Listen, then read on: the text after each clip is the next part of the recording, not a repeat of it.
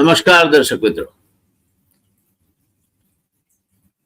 America, Israel, Iran યુદ્ધ અને એની અસરો આપણને પણ હવે દેખાવા માંડી છે.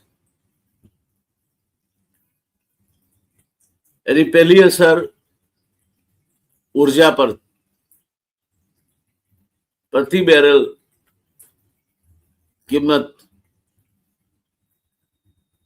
વધતી જશે. રૂપિયો ઘસાતો જાય છે. અત્યારે $95 કરતા વધારે પ્રતિ ડોલર થયા. ગઈ સાલ આ સમયે લગભગ $88 જેવો હતો.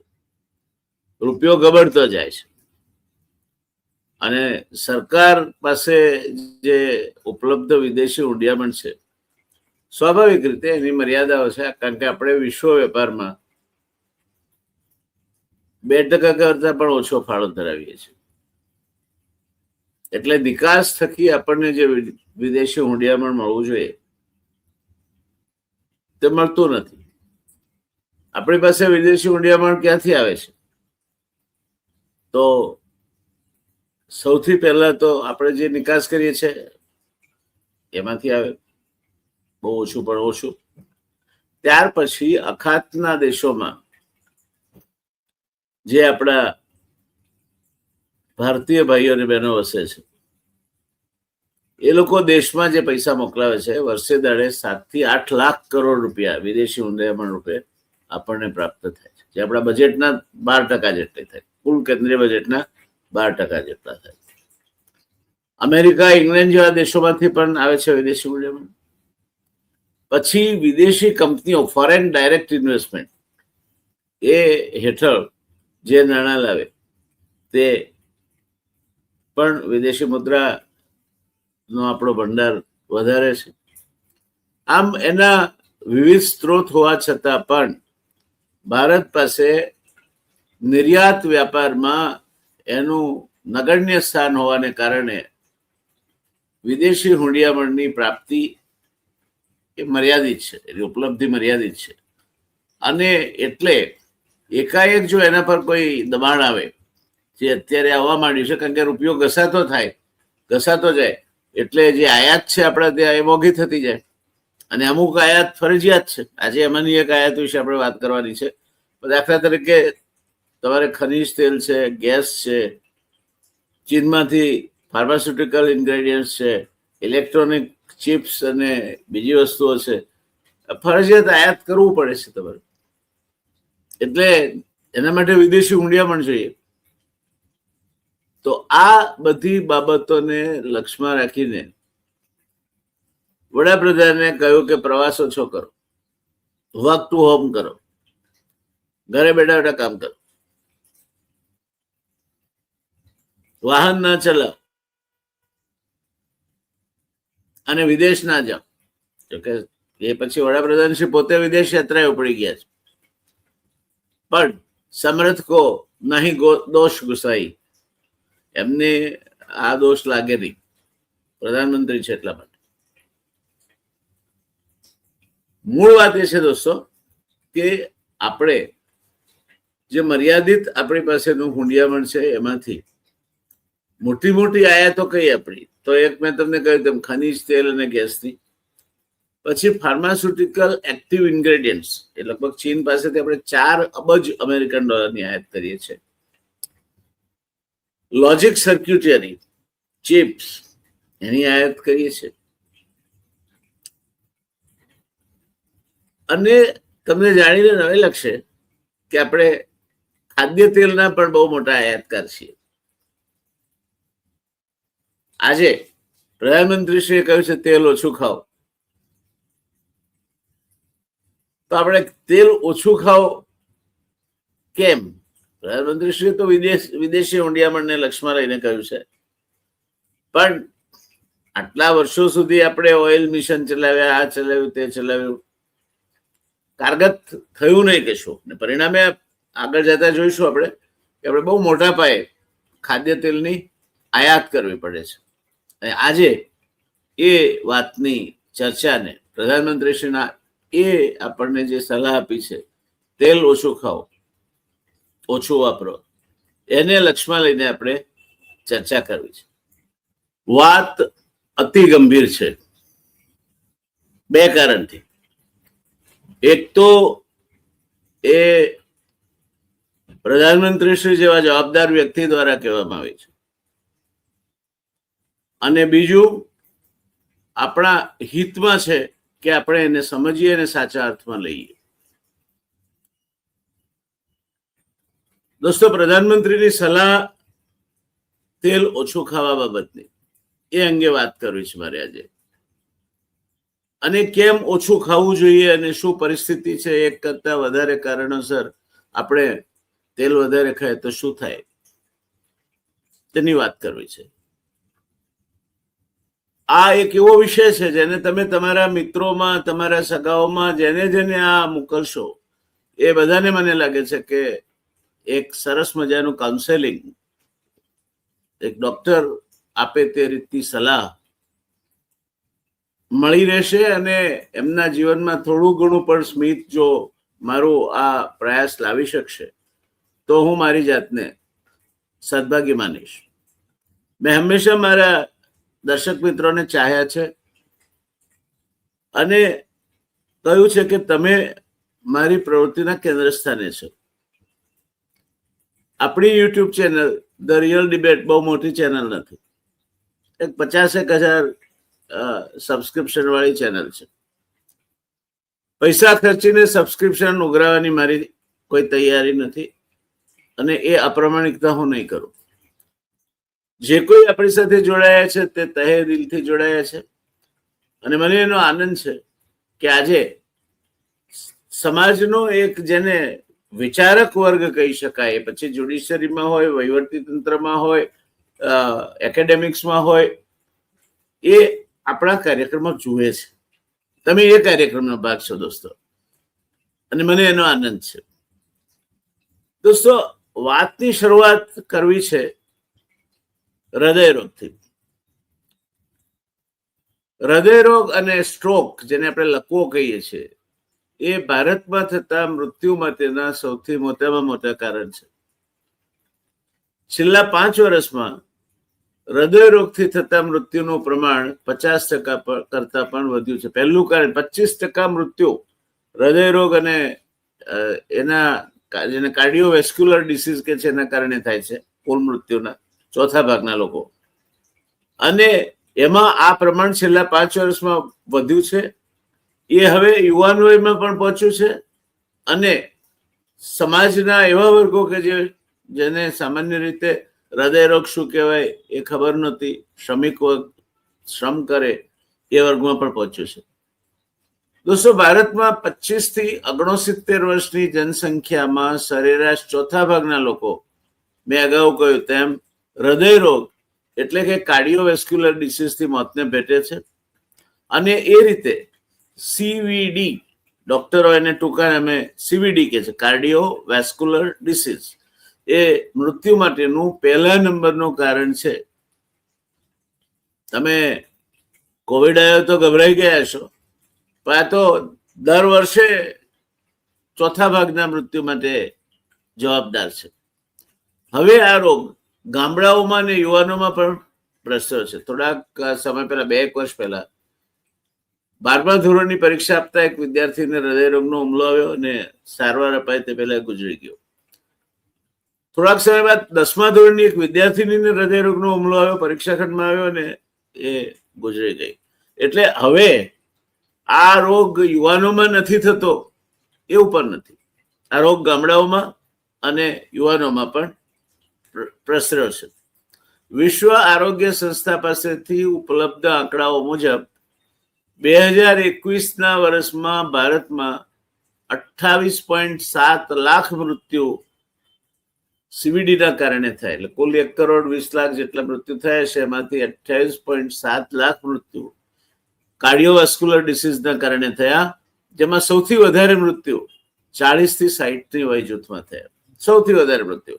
આ એવું વય જૂથ છે જ્યાં માણસ પોતાના મહત્તમ ક્ષમતા ઉપર હોય છે, કુટુંબને એની મહત્તમ જરૂર હોય છે, એ બ્રેડ અર્નર હોય છે, કુટુંબ માટે રોજીરોટી રહેનાર હોય છે, અને બરાબર અધવચ્ચે એકાએક ચાલી નીકળે, એનો જીવન દીપક બુઝાઈ જાય, તે પ્રકારની પરિસ્થિતિ હૃદયરોગના કારણે, કાર્ડિયોવેસ્ક્યુલર ડિસીઝ એટલે હૃદયરોગ અને લકવાના કારણે ઊભી થતી હોય છે.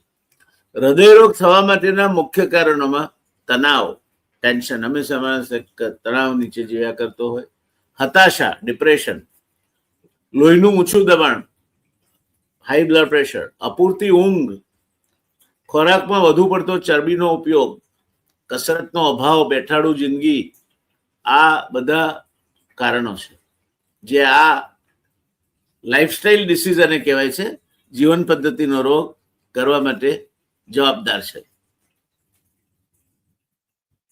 દોસ્તો, આપણે આગળ વધીએ તો ભારતમાં આ રોગ જેમ સૌથી વધારે છે, એનું બીજું કારણ હવે તમારી સામે મૂકવું છે કે ભારત આજે વિશ્વમાં ખાદ્ય તેલના બીજા સૌથી મોટા વપરાશકાર અને સૌથી મોટા આયાતકાર દેશ તરીકે ઉભરી આવ્યો છે. 1980ના દાયકા પછી ભારતીય અર્થતંત્રમાં આવેલ બદલાવ, શહેરીકરણ અને આવકમાં વૃદ્ધિએ લોકોની ખાવા પીવાની ટેવોમાં ધરખમ ફેરફારો કર્યા છે. ખાદ્ય તેલ એ ભારતીય રસોઈનો અભિન્ન હિસ્સો છે. નાસ્તાનો પણ, ક્યાંક તળાતા સમોસા, ક્યાંક તળાતી કચોરી, ક્યાંક તળાતા દાળવડા આપણને ભાવે છે, ખરું ને? એટલે એ નાસ્તામાં પણ છૂટથી ખવાય, પછી પાપડી પણ હોઈ શકે, ફાફડા પણ હોઈ શકે. પરંતુ છેલ્લા 4 દાયકાથી તેનો વપરાશમાં વધારો થયો છે. તેલનો જે વ્યક્તિગત વપરાશ છે એમાં જે ગજબનો વધારો થયો છે. આપણે વધુને વધુ તેલ ખાતા થયા છે, અને એ વધારો આર્થિક, સ્વાસ્થ્ય અને કૃષિ ક્ષેત્રે અનેક પ્રશ્નો અને પડકારો ઉભા કરે છે, જેની આજે આપણે ચર્ચા કરવાની છે. અને એ થકી સમજવાનું છે કે કેમ પ્રધાનમંત્રીશ્રીએ તેલ અંગેનો ઉલ્લેખ કરીને એમના 7 મુદ્દાના સપ્તપદી કાર્યક્રમમાં કેમ વિશેષ કહ્યું કે તેલ ઓછું ખાઓ. દોસ્તો, વપરાશનો ઐતિહાસિક અને આધુનિક ટ્રેન્ડ શું છે? તો ભારતમાં ખાદ્ય તેલના વપરાશને સમજવા માટે એને વિવિધ દાયકાઓમાં વિભાજિત કરી શકાય. જો હવે હું તમારી સામે ગંભીર વાત કરવા જઈ રહ્યો છું, ધ્યાન આપજો. ઐતિહાસિક સંદર્ભ એટલે મારા બાપા જયારે જન્મ્યા ત્યારે 1902માં એ જન્મ્યા હતા, એટલે 1915 થી 25 એ કાળખંડ એવો હતો સ્વતંત્રતા પૂર્વેનો કે જ્યારે ખાદ્ય તેલનો વપરાશ અત્યંત મર્યાદિત હતો. તે સમયે લોકો મુખ્યત્વે સ્થાનિક કક્ષાએ પેદા થતા તેલીબિયાં જેવા કે મગફળી, સરસ્યું અને તલ પર નિર્ભર હતા. અંદાજ મુજબ તે સમયે દરેક વ્યક્તિ દર વર્ષે 2 થી 4 કિલોગ્રામની આજુબાજુ તેલ વાપરતો હતો. આહાર મુખ્યત્વે અનાજ આધારિત હતો અને તળેલા ખોરાકનું પ્રમાણ નહીવત હતું. એ ભાગે તળેલો ખોરાક ઘરમાં કોઈ વાર તહેવારે જ બનતો, બાકી સામાન્ય રીતે અનાજ ઉપર આધારિત માણસનો આહાર હતો.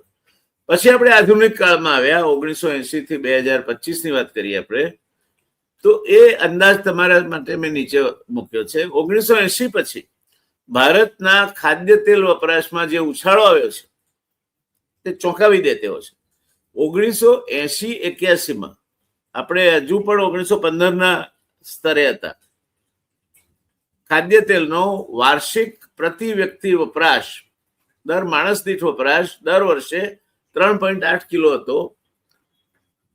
તેલીબિયાં અને ટેકનોલોજી મિશનની શરૂઆતનો આ સમય હતો. આપણે આ સમય આપણે તેલ આયાત કરવું પડશે એવી જરૂરિયાત સ્વીકારી. નેશનલ ડેરી ડેવલપમેન્ટ બોર્ડે પણ એ દિશામાં કર્યું. ટેકનોલોજી મિશન થયું તેલીબિયાં માટેનું.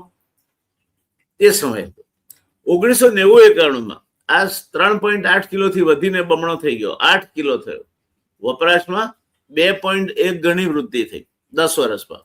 ત્યાર પછીના 10 વર્ષ 8.2 કિલો રહ્યો, ખાસ વધ્યો નહીં. આર્થિક ઉદારીકરણ પછીની સ્થિરતા ને વૃદ્ધિનો આ સમય હતો.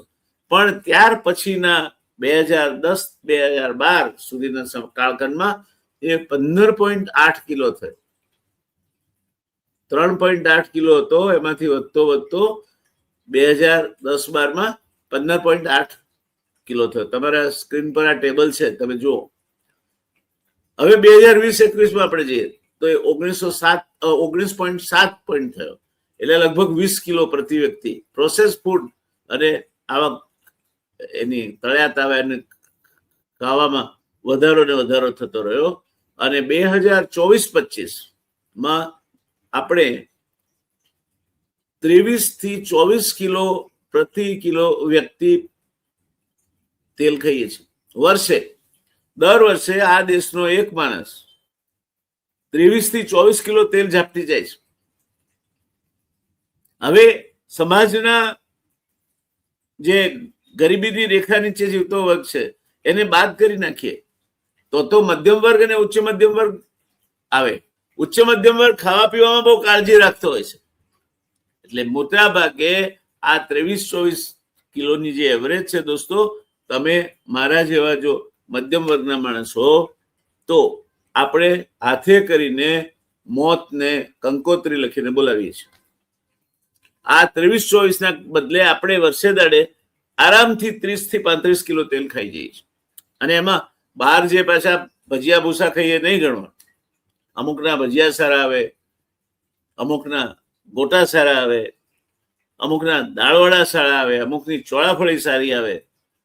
આપણે એ વિચાર નથી કરતા કે આ બધું તેલમાં તળાય છે. દોસ્તો, ખરાબમાં ખરાબ વસ્તુ એ છે કે જ્યારે એકના એક તેલમાં વારંવાર તળવામાં આવે, એ તેલ કાળું ધબ થઈ જાય. કચોરી તોય તળાતી રહે, સમોસા તોય તળાતા રહે, અને ખરી રીતે તો એક વખત તેલ તળ્યું પછી કાઢી નાખવું જોઈએ, પણ એવું થતું નથી.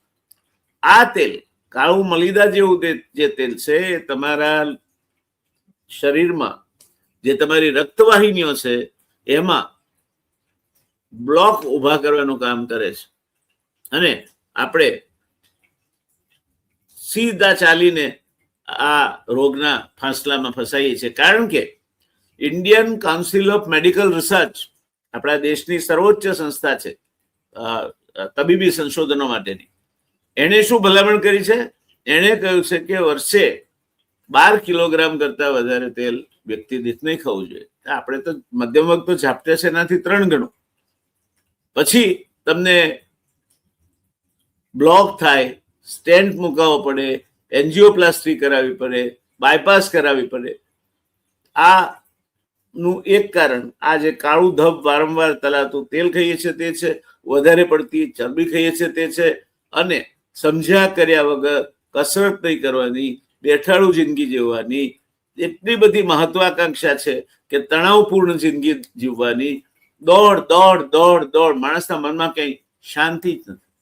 અને એટલે કોઈએ કહ્યું છે કે આકાશે તારાની ભાત, આકાશે તારાની ભાત, ધરતી હોય ફૂલ બિછાત, સર્જી તો કા સર્જી તાત, માનવના મનમાં મદરાત, માનવના મનમાં મદરાત. આપણે દોડ્યા કરીએ છીએ, તેલ ખાધા કરીએ છીએ, ત્યારે માથાદીઠ વપરાશ કેટલો વધ્યો એનો આ ગ્રાફ તમારી સામે છે. મેં વર્ણન તો કર્યું છે.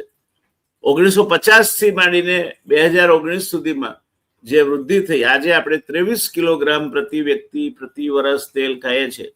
તમારા સામે તમારા સ્ક્રીન ઉપર આ ગ્રાફ તમને દેખાતો હશે, જે આપણે તેલ ખાવાની ગતિવિધિ કેટલી સરસ વધારી છે એનું આદર્શ ઉદાહરણ છે. આપણે તેલ ખાધા જ કરીએ છીએ અને વધતું જ જાય છે. ત્યારે આટલું બધું તેલ ખાઈએ તો પછી શું થાય? તો એ આપણને આ પ્રધાનમંત્રીશ્રીની વાત અહીંથી શરૂ થાય. આયાત નિર્ભરતા અને આર્થિક બોજ ઉભો કરે.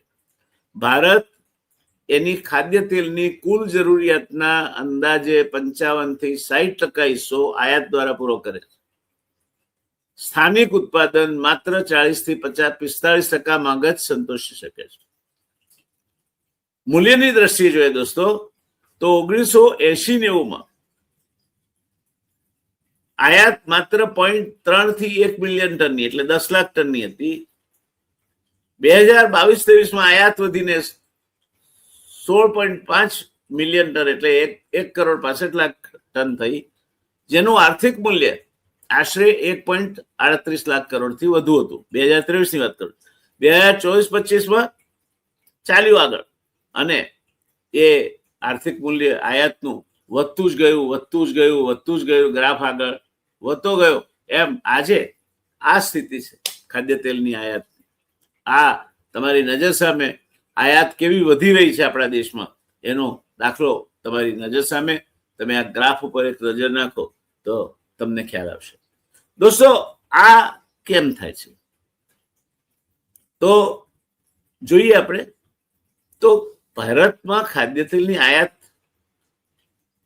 એ નવેમ્બર ઓક્ટોબર ને ઓઇલ વર્ષ ગણાય. આપણે જેમ કારતક સુધી એકમથી વિક્રમ સંવત ગણીએ છીએ, જેમ ચૈત્ર ની પડવોથી હિન્દુ નવું વર્ષ ગણીએ છીએ, તેમ ખાદ્ય તેલનું જે ઓઇલ યર છે ને એ 31મી ઓક્ટોબર 1 નવેમ્બર થી 31મી ઓક્ટોબર સુધીનું ગણાય.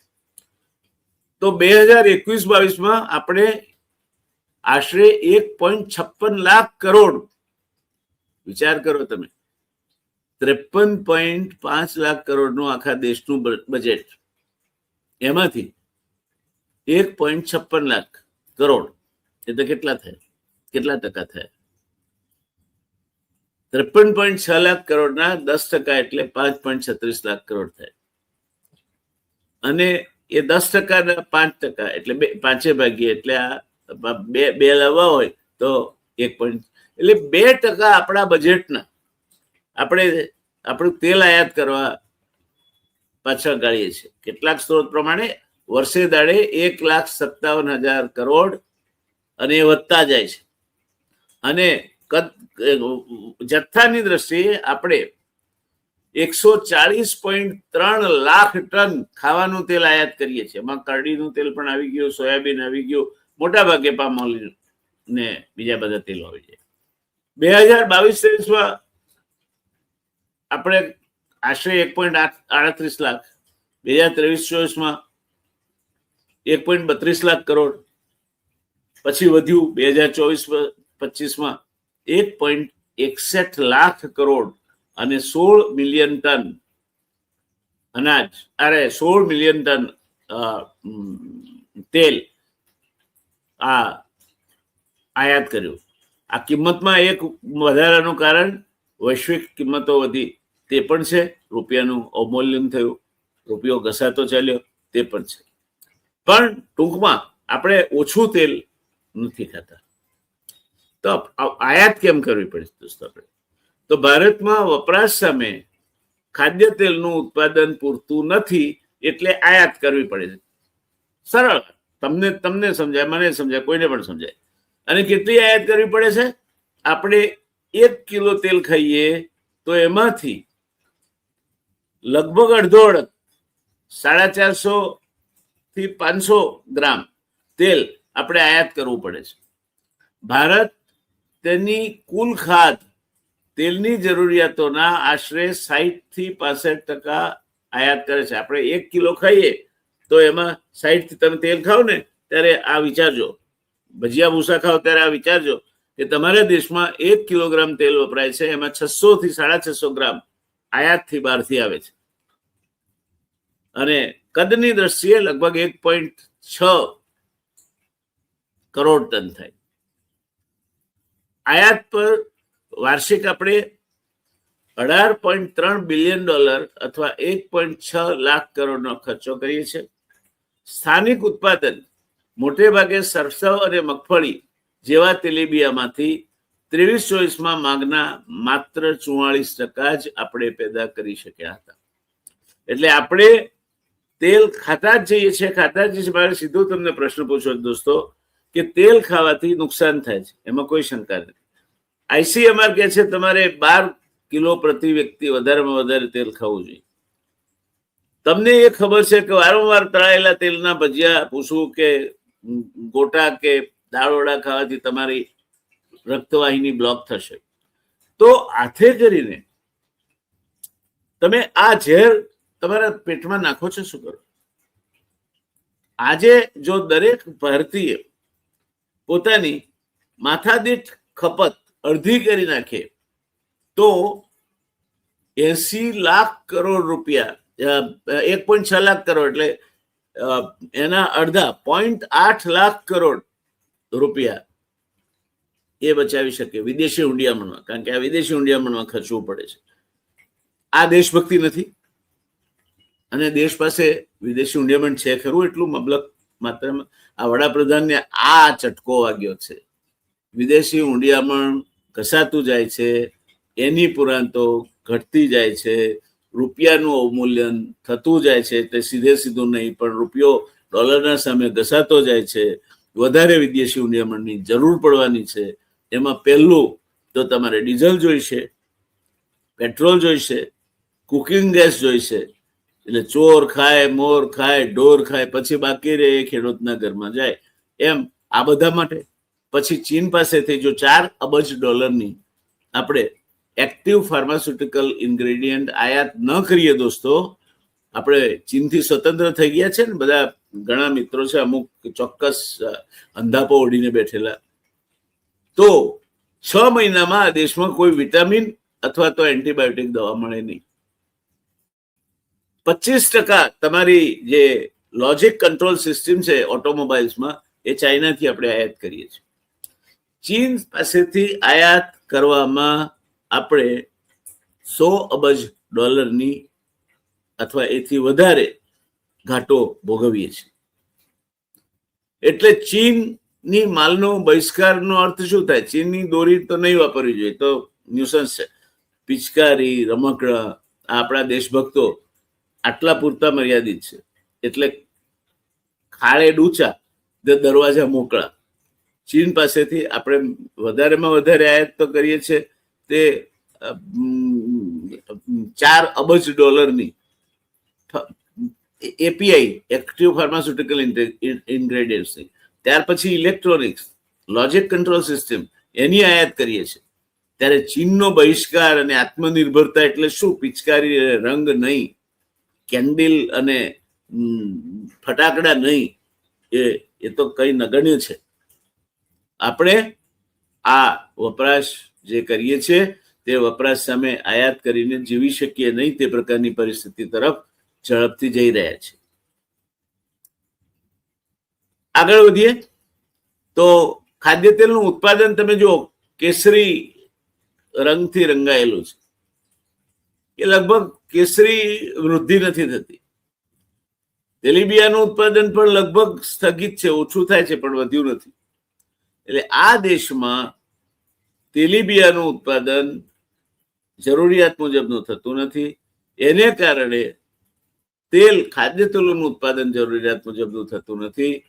એને પરિણામે 55 થી 60% તેલ આપણે આયાત કરવું પડે છે. જે આયાત પાછળ વર્ષે દાડે આપણે 1.6 લાખ કરોડ, કેન્દ્ર સરકારનું બજેટ છે 53.5 લાખ કરોડ, એનું 1.6 લાખ કરોડ 2% થાય. કેન્દ્રીય બજેટના 2% જેટલું આપણે તેલ આયાત કરવા પાછળ વાપરીએ છીએ. અને એટલું વિદેશી હુંડિયામણ તો છે નહીં આપણી પાસે, કારણ કે વિશ્વ વેપારમાં આપણો ફાળો માંડ 2% છે. એટલે આપણે નિકાસ કરીને તો કઈ કમાતા નથી, કઈ ધાડ મારતા નથી. તો વિદેશી હુંડિયામણ આવે છે ક્યાંથી? તો દોસ્તો, વિદેશી હુંડિયામણ ઘણી બધી જગ્યાએથી આવે છે. એમાંનો એક એ આપણા સામે એ જોખમ પણ ઊભું થઈ રહ્યું છે, ખાડીના દેશોમાંથી આવે છે. Dubai, Abu Dhabi, Muscat, Bahrain, Saudi Arabia, ત્યાં 1 કરોડ જેટલા આપણા ભારતીય ભાઈ બહેનો કામ કરે છે. મોટા ભાગના કાળી મજૂરી કરે છે. અને એ લોકો વર્ષે દાડે 6 થી 7 લાખ કરોડ રૂપિયા, એટલે તમે જે તેલ આયાત કરો છો એના 6 ગણા વધારે પૈસા એ ભારતમાં વિદેશી હુંડિયામણના રૂપમાં મોકલે છે. અને એટલે જે બહાદુરો ઇઝરાયલ મુસ્લિમ કરીને છાજિયા લે છે, એમને મારે કહેવું છે કે જપી જાઓ. આ 1 કરોડ તમારા ભાઈ બહેનો કાળી મજૂરી કરે છે આ દેશોમાં. એમાંથી 40 લાખને પણ જો એ લોકો પાછા મોકલી દે ને તો તમારી હવા ટાઈટ થઈ જાય. ખાલી પેલા ડોનાલ્ડ ટ્રમ્પે 3 પ્લેન મોકલ્યા હતા, એમાં તો આપણી ફુસ થઈ ગઈ હતી. તો 40 થી 50 લાખ લોકોને દેશમાં પાછા લઈ આવવાના થાય તો શું થાય? અને એટલે ઇઝરાયલની નાલાયકી આપણને પોસાય તેમ નથી. આ યુદ્ધ બંધ થવું જ જોઈએ. એમાં જ બધાનું હિત છે. વિશ્વમાં કોઈ પણ જગ્યાએ યુદ્ધ ચાલે એમાં કોઈનો પણ ફાયદો નથી. અને ખાડીના દેશો, ખાસ કરીને મસ્કાત છે, અબુધાબી છે, દુબઈ છે, બહરીન છે, સાઉદી અરેબિયા છે, ત્યાં આપણા લોકો કામ કરે છે ભાઈ. અને વર્ષે દાડે 6 થી 7 લાખ કરોડ રૂપિયા આપણે વિદેશી હુંડિયામણ રૂપે મોકલે છે, એમના ફેમિલીને મોકલે છે. એટલા માટે આ એમનું પ્રદાન છે. તો ભારતમાં ખાદ્ય તેલનું ઉત્પાદન અંગેની વાત જોઈએ, પૂરતું નથી. 40 થી 45% જ આપણે ઉત્પાદન કરીએ છીએ. 55 થી 60% આયાત કરીએ છીએ. વિદેશી હુંડિયામણ જોઈએ એના માટે એ જરૂરી છે. હવે આ જે તેલ આપણે આયાત કરીએ છીએ એમાં કયું તેલ વધારે આયાત કરીએ છીએ? તો પામોલી, જેને પામોઇલ કહીએ છીએ, એ લગભગ 60% જેટલી આપણી કુલ તેલની આયાતના 60% પામોઇલ છે. પછી પ્રાઇમરીલી સોર્સ ફ્રોમ ઇન્ડોનેશિયા અને મલેશિયા, એ ઇન્ડોનેશિયા અને મલેશિયા 2 દેશોમાંથી આવે છે પામોલી. પછી સોયાબીન ઓઇલ, એ આર્જેન્ટિના અને બ્રાઝિલમાંથી આવે છે અને એની આયાત પણ આપણે કરીએ છીએ. યુક્રેનમાં લડાઈ થઈ તે પહેલા આપણો ખૂબ મોટો હિસ્સો સૂરજમુખીના તેલનો એ યુક્રેનથી આવતો હતો, જેને અવળી અસર થઈ છે. તેલની આયાતની બાબતમાં આપણે જ્યાં સુધી પામોલિવને લાગે વળગે છે ત્યાં સુધી પામોલિવ માટે ઇન્ડોનેશિયા અને મલેશિયા ઉપર આધારિત છે. સોયાબીન આર્જેન્ટિના અને બ્રાઝિલ પર આધારિત છે. આ વાત આપણા ધ્યાનમાં રહેવી જોઈએ. એટલે તમે જોયું હશે દોસ્તો, જે આયાત થાય છે તેલ, એમાં પામ તેલનું વર્ચસ્વ છે. ભારતની કુલ ખાદ્ય જે કઈ છે તેના માટે ખાદ્ય તેલ આયાતમાં પામ તેલનો હિસ્સો 45 થી 60% જેટલો છે, જે ઇન્ડોનેશિયા થી 40%, મલેશિયા 40% અને અન્ય સોર્સિસમાંથી આપણે આયાત કરીએ છીએ. પામ તેલ શેના માટે, પામોલિવ શેના માટે? કારણ કે સસ્તું છે, રસોઈમાં સ્થિર રહે છે અને ફૂડ પ્રોસેસિંગ ઉદ્યોગ એટલે બિસ્કિટ, સ્નેક્સ, નૂડલ્સ વગેરેમાં એ સારી રીતે ઉપયોગમાં લેવાય છે. ચિંતા શું છે એની? પામ તેલમાં સેચ્યુરેટેડ ફેટનું પ્રમાણ વધુ હોવાથી તે આરોગ્ય માટે પરંપરાગત તેલો, મગફળી અને સરસિયા જેટલું હિતાવહ નથી. તમે પામ તેલ ખાઓ તો તમે વધારે ચરબી ખાઓ છો, એ તમારા હિતમાં નથી. જે મગફળીના તેલમાં, સરસિયામાં સૌથી સારું સરસિયું, એમાં તમને મળતી નથી. ત્યાર પછીની વાત કરીએ આપણે તો આના પડકારો શું છે? પહેલો પડકાર છે કે કુવામાં હશે તો અવાડામાં આવશે. કૃષિ અને સ્વાવલંબન એ આના સામેનો પહેલો પડકાર છે. 1980ના દાયકામાં technology mission on oil seeds TMO દ્વારા ઉત્પાદન વધારવાના પ્રયાસો થયા હતા, પરંતુ 1990 પછીના ઉદારીકરણે સસ્તી આયાત માટે દરવાજા ખોલ્યા અને પરિણામે ભારતીય ખેડૂતો તેલીબિયાના પાકથી દૂર થયા, કારણ કે એમને મળતર નહોતું મળતું અને તેલીબિયાનું ઉત્પાદન માંગની તુલનામાં સ્થિર રહ્યું. વધારે ને વધારે આયાત કરવી પડી. મોટા ઔદ્યોગિક ગૃહોએ તેલના ધંધામાં ઝંપલાવ્યું. અત્યારે તેલના એક જમાનામાં તેલિયા રાજા શબ્દ પ્રચલિત થયો હતો. અત્યારના તેલિયા રાજાઓ દેશની અર્થવ્યવસ્થા ચલાવે એટલા સદ્ધર થયા છે. એટલે જ્યાં હાથ નાખે ત્યાં એમના માટે પૈસા છે. વર્ષે દાડે એમને 1.6 લાખ કરોડનો ધંધો અહીંથી ખાલી આયાત કરવાનો મળી રહે છે.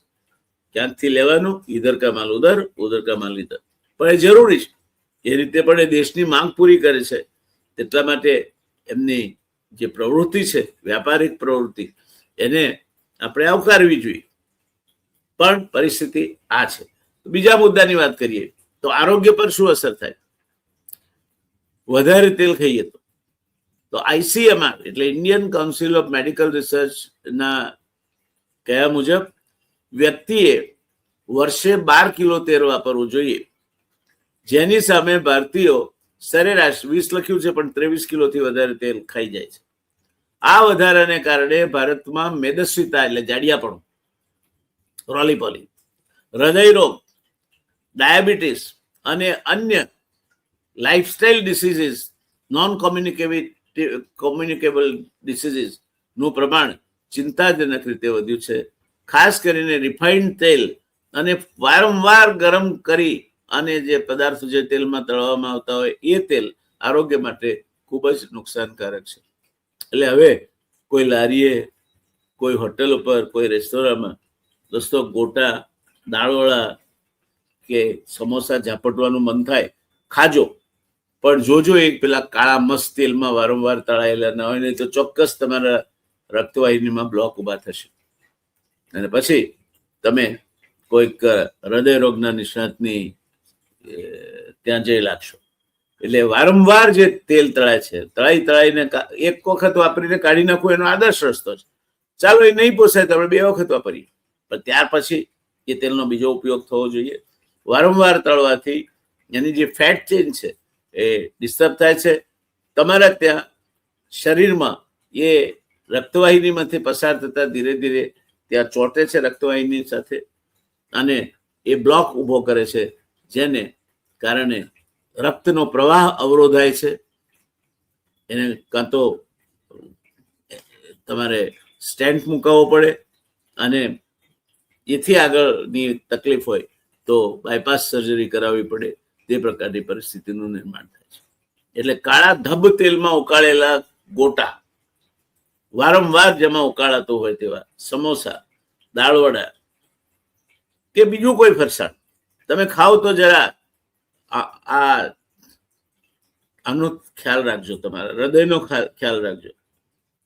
પછી એવું ના કહેતા દિલ હૈ કે માનતા નહીં, દિલ હૈ કે માનતા નહીં, તો પછી હૃદય રોગ નિષ્ણાતને ત્યાં જવું પડશે. ત્યાર પછીની વાત કરીએ તો પર્યાવરણીય અને સામાજિક અસર શું થાય છે. પામ તેલની વધતી માંગને કારણે દક્ષિણ પૂર્વ એશિયાના દેશોમાં વરસાદી જંગલોનો વિનાશ થયો છે. આપણે હમણાં નિકોબારમાં કરવા જઈ રહ્યા છીએ. ભારતની આયાત નિર્ભરતા તેને આંતરરાષ્ટ્રીય ભાવના ઉતાર ચઢાવ અને વિદેશી નીતિઓ સામે અસુરક્ષિત બનાવે છે. એટલે આત્મનિર્ભરતાનો મંત્ર એ સૌથી ઉત્તમ મંત્ર છે, પણ આયાત નિર્ભરતા અને આપણો માંદલો રૂપિયો એ બે હાથે મેળ નથી ખાતો. પહેલા $1 તેલ આયાત કરતા હતા, તે 68 રૂપિયામાં થતું, પછી 80 રૂપિયા થયા, અત્યારે 95 રૂપિયામાં થાય છે. એટલે આપણો એક તો રૂપિયો ઘસાતો ચાલ્યો છે, હજુ વધારે ઘસાય એવી શક્યતાઓ છે. ત્યારે તમે આ તેલ ખાવામાં 12 કિલો પહોંચી જાવ એટલે તમારા ઘરમાં 2 ડબ્બા આવતા તો 1 ડબ્બો કરી નાખો ને. તમારા ડોક્ટરની દવામાં પેલો બીજો 1 ડબ્બો તમે ખાઓ છો ને મફત પડી જશે. આ એની પર્યાવરણીય અને સામાજિક અસર છે. ભવિષ્યની દિશા અને સરકારી પગલાં શું હોઈ શકે. સરકારે આયાત ઘટાડવા અને સ્વાવલંબન વધારવા માટે અનેક પગલાં લીધા છે. નેશનલ મિશન ઓન એડિબલ ઓઇલ્સની જેનો મેં ઉલ્લેખ કર્યો એ હેઠળ ભારતની અંદર જ પામની ખેતી વધારવા માટે 11,040 કરોડની ફાળવણી કરવામાં આવી છે. એના જે ધાર્યા પરિણામો કેમ દેખાતા નથી એ એક અભ્યાસનો વિષય છે. બીજું, સ્થાનિક ઉત્પાદનને પ્રોત્સાહન આપવું જોઈએ. સરસ્યું, મગફળી, સોયાબીન જેવા તેલીબિયા માટે ન્યૂનતમ ટેકાના ભાવમાં વધારો કરવો જોઈએ અને આ તેલીબિયાનું ઓઇલ કન્ટેન્ટ વધે. જેમ દૂધમાં ફેટ મપાય છે એમ આનું ઓઇલ કન્ટેન્ટ વધે. એ જીનેટિકલી મોડિફાઈડ સીડ્સ હોય તો થઈ શકે. તો આપણે જીનેટિકલી મોડિફાઈડ કપાસ વાવી શકીએ, એનું તેલ ખાઈ શકીએ. બીજી અનેક જીનેટિકલી મોડિફાઈડ વસ્તુઓ વાપરીએ, પણ જીનેટિકલી મોડિફાઈડ સોયાબીન નહીં વાવી, તરત તેના સામેની લોબી બજારમાં આવી જશે. આ બાબત ખ્યાલમાં રાખવી જોઈએ. ત્રીજો મુદ્દો છે આરોગ્ય જાગૃતિ. લોકોમાં તેલના માપસર વપરાશ અને કોલ્ડ પ્રેસ્ડ એટલે ઘાણીના તેલના ફાયદાઓ વિશે જાગૃતિ ફેલાવવી જોઈએ. 1980 થી 2025 સુધીનો પ્રવાસ ભારતની વધતી આર્થિક શક્તિનું પ્રતીક છે, એમાં કોઈ શંકા નથી. પરંતુ ખાદ્ય તેલના વપરાશમાં આવેલી આ અસંતુલિત વૃદ્ધિ વિકાસ અને વિનાશ વચ્ચેની પાતળી રેખા જેવી છે. આયાત પરનો અબજો રૂપિયાનો ખર્ચ બચાવવા અને નાગરિકોના સ્વાસ્થ્યની રક્ષા કરવા માટે ખાદ્ય તેલ ક્ષેત્રે આત્મનિર્ભરતા એ જે કોઈ ભારતીય પોતાને દેશભક્ત માનતો હોય એના માટે પાયાની જરૂરિયાત છે. ખાદ્ય તેલનો ઉપયોગ ઘટાડો, અડધું કરી નાખો અને સુખી રહો, તંદુરસ્ત રહો, ખર્ચો બચાવો અને દેશનું વિદેશી હુંડિયામણ પણ બચાવો. હવે તેલની વાત કરીએ ત્યારે ભારતનું પ્રમાણ વિશ્વના કેટલાક દેશોની સરખામણીમાં મધ્યમ સ્તર દેખાય, પરંતુ આપણી વસ્તી, ભગવાને આપણા ઉપર કૃપા કરીને આ દેશને દુનિયાનો સૌથી વધારે વસ્તીવાળો દેશ બનાવે છે. એટલે કદાચ એમ કે અમુક જગ્યાએ હાર્ટ એટેક આટલા જ ટકાને, અહીં એ ટકાની વાત ક્યાં કરો છો તમે? અહીં વર્ષે દાડે 28 થી 30 લાખ લોકો મરે છે હાર્ટ એટેક અને કાર્ડિયોવેસ્ક્યુલર ડિસીઝને કારણે. એની વાત કરો ને. બીજું, ભારત આજે ચેપજન્ય રોગોથી નહીં પણ જીવનશૈલી આધારિત રોગો એટલે લાઇફસ્ટાઇલ ડિસીઝીસ તરફ ઝડપથી આગળ વધી રહ્યું છે. લાઇફસ્ટાઇલ ડિસીઝ એટલે કેવા? કંકોત્રી લખીને આપણે બોલાવીએ, બેઠાડું જિંદગી ગાળીએ, તળ્યું તાળું ખાઈએ, કસરત ના કરીએ, વધારે પડતું ઉકાળેલું હોય એ એવા તેલમાં તળેલી વસ્તુઓ ખાઈએ, પછી ઊંઘ પૂરતી ના લઈએ, ખુશ થઈએ પેલો બનાવટી માખણ ભાજીપાવમાં સ્લેબ કાપીને નાખે ત્યારે ખબર ના પડે કે નુકસાનકારક છે. આ આપણી જીવનશૈલી ને કારણે થતા રોગો છે, એટલે એને લાઇફસ્ટાઇલ ડિસીઝ કે છે. હું એવું કહું છું કે આ એવા રોગો છે જેને આપણે કંકોત્રી લખીને ઘરે બોલાવીએ છીએ, અને વધુ તેલ ખાવું એ માટેનું એક કારણ છે. ભારતીય સમાજમાં વધતું શહેરીકરણ, બેઠાડું જીવન, ફાસ્ટ ફૂડ અને માનસિક તણાવ હાર્ટ તથા સ્ટ્રોકના જોખમોમાં વધારો કરી રહ્યા છે. પશ્ચિમી દેશોની સરખામણીએ ભારતમાં હાર્ટ એટેકની સમસ્યા ઓછી ઉંમરે જોવા મળે છે, જે ગંભીર ચિંતાનો વિષય છે. ગ્રામ્ય વિસ્તારોમાં સમયસર સારવાર, હાર્ટ કેર સેન્ટર અને સ્ટ્રોક મેનેજમેન્ટની અછત મૃત્યુદર વધારવાની પરિસ્થિતિનું નિર્માણ કરે છે. હવે જો કે 108ની સવલતોના કારણે કંઈક આપણે કહી શકીએ કે સુધારો થયો છે, પણ લોટ મોર રિક્વાયર્સ ટુ બી ડન. ત્યાર પછીનો મુદ્દો છે ભારતે આયુષ્યમાન ભારત જેવી યોજનાઓ દ્વારા સારવાર પહોંચાડવાનો પ્રયાસ ચોક્કસ કર્યો છે, પરંતુ prevention is better than cure. હૃદયરોગનો હુમલો આવે પછી સારવાર આપવાની વાત કરવા કરતા એ હુમલો ના આવે, બેઠાડું જિંદગી ના જીવીએ, થોડી કસરતો કરીએ, ખાદ્ય તેલ અડધો કોટા કરી નાખીએ, વારંવાર તળાતું હોય એવી જગ્યાએથી આપણે ફરસાણ લઈને ના ઝાપટીએ, તો prevention is always better than cure. તે કરવું જોઈએ. જાપાન જેવા દેશોમાં સ્વસ્થ આહાર અને નિયમિત જીવનશૈલીને કારણે પ્રમાણ તુલનાત્મક રીતે ઓછું રહે છે, જે ભારત માટે શીખવાનો મુદ્દો છે. દોસ્તો, રશિયા અને પૂર્વ યુરોપના દેશોની સરખામણીએ ભારતની સ્થિતિ ભલે તમને થોડી સારી લાગે, પરંતુ વસ્તીની પ્રમાણ અને એની ઘનતા ધ્યાનમાં લેતા સંખ્યાની દ્રષ્ટિએ પડકાર આપણા સામે બહુ મોટો છે. આગામી દાયકામાં ભારતમાં ડાયાબિટીસ અને હાઈ બ્લડ પ્રેશર વધશે. તેની સાથોસાથ હાર્ટ ડિસીઝ એટલે CVD, જેમાં સ્ટ્રોક પણ આવી જાય, કાર્ડિયોવેસ્ક્યુલર ડિસીઝીસનું પ્રમાણ અને ભારણ અને એના થકી થતા મૃત્યુ વધશે. તેથી ભારત માટે સૌથી મોટી જરૂરિયાત પ્રિવેન્શન આધારિત જાહેર આરોગ્ય ક્રાંતિ ઊભી કરવાની છે. મારો પ્રયાસ એ દિશામાં છે, અને એટલે મેં તમને કહ્યું કે તમે આ કાર્યક્રમ જેટલા વધારે લોકોના આયુષ માટે તમને ચિંતા હોય, જેટલા વધારે લોકો સ્વસ્થતાપૂર્વક જીવન જીવે એની તમને દરકાર હોય, એ બધા વચ્ચે શેર કરજો. સાઈ મકરંદને યાદ કરજો કે ગમતું હોય તો અલ્યા ગુંજે ન ઘાલીએ, ગમતા નો કરીએ ગુલાલ. તમે તો જુઓ જ, પણ તમારા મિત્રોમાં પણ આ કાર્યક્રમ વધારે ને વધારે જોવાય તે માટે એમની સાથે શેર કરશો તો મને લાગે છે તમે એમને ઓછું તેલ કેમ ખાવું જોઈએ અને સીવીડી અંગેની વાત તેમના સુધી લઈ જશો. આપણે હંમેશા આવા વિષયો લઈને ચર્ચા કરતા રહ્યા છીએ, કરતા રહીશું. આજે ભારત માટે સૌથી મોટી જરૂરિયાત પ્રિવેન્શન આધારિત જાહેર આરોગ્ય ક્રાંતિ ઊભી કરવાની છે, જેમાં ખોરાક, વ્યાયામ, પ્રાથમિક સ્ક્રીનિંગ અને જાગૃતિ અગ્રસ્થાને હોવા જોઈએ. દોસ્તો, હવે આપણે એના તારણ કાઢીએ. પહેલું તારણ એવું નીકળે છે કે વધુ પ્રમાણમાં તેલ અને ચરબીયુક્ત ખોરાકનું સતત સેવન હાર્ટ એટેકના જોખમમાં મહત્વપૂર્ણ વધારો કરી શકે છે. બીજું, ખાસ કરીને ટ્રાન્સ ફેટ અને સેચ્યુરેટેડ ફેટ, આપણે ડીપ ફ્રાય કરીએ છીએ ને, ધરાવતા ખાદ્ય તેલો ધમનીઓમાં કોલેસ્ટ્રોલ જમા થવાની પ્રક્રિયા ઝડપી બનાવે છે. પામોલિવ એમાં આવી શકે, બટર એમાં આવી શકે. જ્યારે ધમનીઓમાં ચરબીનું સ્તર વધે છે ત્યારે રક્ત પ્રવાહ અવરોધાય છે અને હાર્ટ એટેકની શક્યતા ઊભી થાય છે. વારંવાર તળેલું ખાવું, ફાસ્ટ ફૂડ અને રિફાઇન્ડ તેલનો અતિરેક હૃદય માટે લાંબા ગાળે નુકસાનકારક બની શકે છે. ભારતમાં છેલ્લા 2 દાયકામાં પ્રતિ વ્યક્તિ ખાદ્ય તેલના વપરાશમાં નોંધપાત્ર વધારો થયો છે, જે જીવનશૈલી રોગો સાથે જોડાયેલો છે.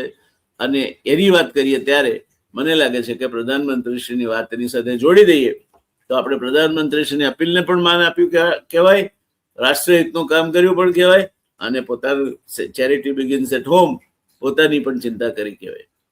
છઠ્ઠો મુદ્દો છે દોસ્તો, વધુ તેલવાળો આહાર મોટાપો એટલે જાડિયા પાડિયાપણું, ડાયાબિટીસ અને હાઈ બ્લડ પ્રેશર જેવા જોખમકારક પરિબળોને પણ વધારતો હોય છે. 7મો મુદ્દો છે, ઘણીવાર હેલ્ધી એટલે આરોગ્યપ્રદ તરીકે વેચાતા કેટલાક પ્રોસેસ તેલો પણ અતિ પ્રમાણમાં લેવાય તો નુકસાનકારક બની શકે છે. એટલે વધુ પડતો કરડીના તેલનો ઉપયોગ કે સૂરજમુખીના તેલનો ઉપયોગ કે એવા કોઈ તેલ, કેમ કે એમાં ફેટ છે જ નહીં, કઈ નુકસાન નથી કરતો, તમારા ડાક્ટરને પૂછીને અથવા તમારા ડાયટ્રિશિયનને પૂછીને કરો. 8મો મુદ્દો છે, વિશ્વ આરોગ્ય નિષ્ણાતો ઓછું તેલ, વધુ ફળ અને શાકભાજી અને સંતુલિત આહાર પર ભાર મૂકે છે. માત્ર તેલનો પ્રકાર જ નહીં પરંતુ કુલ માત્રા અને રસોઈની પદ્ધતિ પણ હૃદય આરોગ્ય માટે મહત્વપૂર્ણ છે. હાર્ટ એટેકના વધતા વૈશ્વિક પ્રમાણને જોતા ઓછું તેલ, વધુ આરોગ્ય હવે જાહેર આરોગ્ય નીતિનો મુખ્ય સંદેશ બનતો જાય છે. એ વાત આપણને સમજાવવી જોઈએ. એટલે દોસ્તો, આ તેલ ઓછું ખાવાનું પ્રધાનમંત્રીએ એમની ચિંતામાં કહ્યું છે, કારણ કે એમની ચિંતા વધારે આયાતના કારણે વધારે વિદેશી ઊંડિયામણની જરૂર પડે તે છે. પણ ભારતીય સંસ્કૃતિ હંમેશા ગુણાનુરાગી સંસ્કૃતિ રહી છે. દરેકમાંથી શીખવું, સારપ ગ્રહણ કરવી એ ભારતીય સંસ્કૃતિનો ભાગ છે. અને એટલે પ્રધાનમંત્રીશ્રીએ એમની રીતે કહ્યું છે, એમની સરકાર ચલાવવાની છે, એમને વિદેશી ઊંડિયામણ ખૂટી ના પડે એની ચિંતા હોય, પણ પ્રધાનમંત્રીશ્રીએ જે કહ્યું છે એ કરવા જતા તમને તો ફાયદો જ ફાયદો છે. તો તમે આ એક એવી સલાહ છે કે જે પ્રધાનમંત્રીશ્રી કે તે પ્રમાણે જ કરવામાં જરાય હિચકિચાટ અનુભવો નહીં. તમારા હિતમાં છે. તેલ ઓછું ખાઓ, આરોગ્યપ્રદ જીવો, એ નિયમ અપનાવો. બને ત્યાં સુધી બાફેલા, સ્ટીમ કુક એ પ્રકારના ખોરાકો વધારે ખાઓ. વારંવાર એકના એક તેલમાં તળાતા હોય તેવા લારી પરથી અથવા કોઈ અન્ય જગ્યાએથી તળેલા સમોસા હોય કે પછી દાળવડા હોય કે પછી અન્ય કોઈ નાસ્તાની વસ્તુ હોય ના ખાઓ. આટલું આપણે કરીએ આ હિતકારક છે બધું જ, પણ બધું જ પ્રધાનમંત્રી શ્રી કહે છે એ હિતકારક છે એવું નથી. એ હું આપની સાથે જ્યારે સોના ઉપરની ડ્યુટી વધવાના કારણે આ દેશમાં ફરી પાછા આજી મસ્તાન અને શુકરનારાયણ બખિયાનો યુગ પાછો આવે, સોનાની દાણચોરી વધે, એવા સંયોગો ઉભા થવાની શક્યતાઓ ફરી પાછી વ્યાપક બની છે. તે અંગેની વાત કરીશું ફરી કોઈ વાર. તો આજે બસ આટલું જ દોસ્તો. તમે ખૂબ જ સુખાકારી ભર્યું જીવન જીવો, કારણ કે શરીર માધ્યમ ખલું ધર્મ સાધન. શરીર સારું હશે તો બાકીનું બધું થશે. અને એટલે ગુજરાતીમાં કહ્યું છે દોસ્તો સમાપનમાં કે પહેલું સુખ તે જાતે ન રહ્યા, પહેલું સુખ તે જાતે ન રહ્યા, બીજું સુખ તે ઘેર દીકરા. આપણે દીકરીને દીકરા સમાન જ ગણવાની. અને અમે તો ગુજરાતી ભણતા હતા ત્યારે કવિતા પણ આવતી હતી કે જયારે દીકરીએ એના દાદાને દીકરો થઈને વટ પાડી દીધેલો. ઉગમણી ધરતીના દાદા કોરા કાગળ આયા રે, ઉગમણી ધરતીના દાદા કોરા કાગળ આયા રે, એ રે કાગળ દાદે ડેલીએ વંચાયા રે, રે કાગળ દાદે ડેલીએ વંચાવ્યા રે, કાકો વાંચન દાદો રસ રસ રોવે રે, કાકો વાંચન દાદો રસ રસ રોવે રે, હાથ હાથ દીકરીએ દાદા વચિયા કેવાયા રે, ઉગમણી ધરતીના દાદા કોરા કાગળ આવ્યા રે. અને પછી એમાંથી તેજમલ ઠાકોર એક શૌર્યવાન પાત્ર દીકરીમાંથી સર્જિત થાય છે. કવિતા આખી લાંબી છે, અહીંયા ખાલી તમને રંગના ચટકા હોય, કુડા ના હોય, એટલે થોડીક કઈ વધારે હેરાન નહીં કરું. આજની આ ચર્ચા દોસ્તો આપણે અહીંયા સમાપ્ત કરીશું, પણ એ પહેલા એક નાનકડો જોક, હળવાશ, આપણે હસતા રહેવું. કેટલાક મને ક્યારેક આ પણ નડે છે, હું હળવાશથી જીવવાળો માણસ છું, એટલે કેટલાક મિત્રોને હું હળવાશમાં ક્યારેક મજાક મસ્તી કરી લેતો છું. ક્યારેક એમને ખોટું લાગી જાય, આવું થાય, એ ન થાય તેની કાળજી રાખવી, શીખવા જેવું છે. પણ આમાં ખોટું લાગે એવું કઈ નથી કોઈને. વાર્તા છે એક વેપારી અને હનુમાન દાદા વચ્ચે. એક વેપારી અને હનુમાન દાદા વચ્ચે. શું વાર્તા છે? ये गुजराती व्यापारी ने मुंबई मारे तो हनुमान ने हाथ जोड़ी रोज रोज कहतो, हनुमान ने हाथ जोड़ी रोज रोज कहतो, हे दयाळु बाप समझो मारी पीड़, एक 5000 આપો તો ટળે બધી પીડ. 5000 આપ ભગવાન તો બધું પતી જાય. શું કરું બદલામાં? પાઈ બદલામાં દર્શનીય પૂજા કરો, દર્શનીય પૂજા કરો. હનુમાન દાદાને પણ ઓફર તો કરવી પડે ને. પાઈ નું તેલ લાવી તારા ચરણોમાં ધરું. હું સોઘવારીનો જમાનો છે, દર શનિએ તારી પૂજા કરીશ અને પાઈ નું તેલ લાવીને તારા ચરણોમાં ધરીશ. આ વેપારી રોજ જાય માથું કહે હનુમાન બાપજીનું. હવે હનુમાન તો ઉગ્રદેવ છે, ક્યાં સુધી સાંભળી?